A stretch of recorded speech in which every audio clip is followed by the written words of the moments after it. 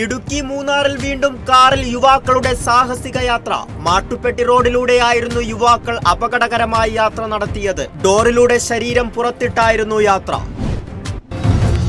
മങ്കൊമ്പ് മൂലം ജലോത്സവത്തിന് മുന്നോടിയായി സാംസ്കാരിക ഘോഷയാത്ര സംഘടിപ്പിച്ചു.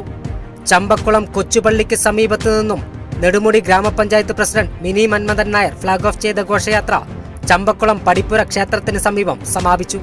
മുൻ MLA KK ഷാജു സമാപന സമ്മേളനം ഉദ്ഘാടനം ചെയ്തു. തിരുവനന്തപുരം മുടവൂർപ്പാറ ശിവൻ കൊലക്കേസിൽ സഹോദരൻ മുരുകന് ജീവപര്യന്തം കഠിന തടവും 25,000 രൂപ പിഴയും ശിക്ഷ. നെയ്യാറ്റിൻകര അഡീഷണൽ ജില്ലാ കോടതിയാണ് ശിക്ഷ വിധിച്ചത്. 2018 ജൂൺ 6-നായിരുന്നു കേസിനാസ്പദമായ സംഭവം. ആലപ്പുഴ കൊല്ലക്കടവ് ഗവൺമെന്റ് മുഹമ്മദൻ ഹൈസ്കൂളിൽ യോഗ പരിശീലനം ആരംഭിച്ചു. മാതൃഭൂമി നിറക്കതിർ സീഡ് ക്ലബിന്റെ ആഭിമുഖ്യത്തിലാണ് പരിശീലനം. മദ്യത്തിനും ലഹരിക്കുമെതിരെ നല്ലൊരു തലമുറയെ വാർത്തെടുക്കുക എന്ന ഉദ്ദേശത്തോടുകൂടിയാണ് പരിശീലനം.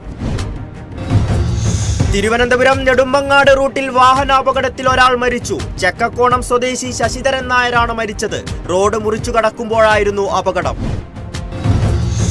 കോഴിക്കോട് ചെറുവണ്ണൂരിൽ AWH special education hearing impairment വിഭാഗത്തിൽ യോഗാ ദിനം ആചരിച്ചു. പ്രശസ്ത സൈക്കോളജിസ്റ്റ് മുഹമ്മദ് സഹൽ പരിപാടി ഉദ്ഘാടനം ചെയ്തു.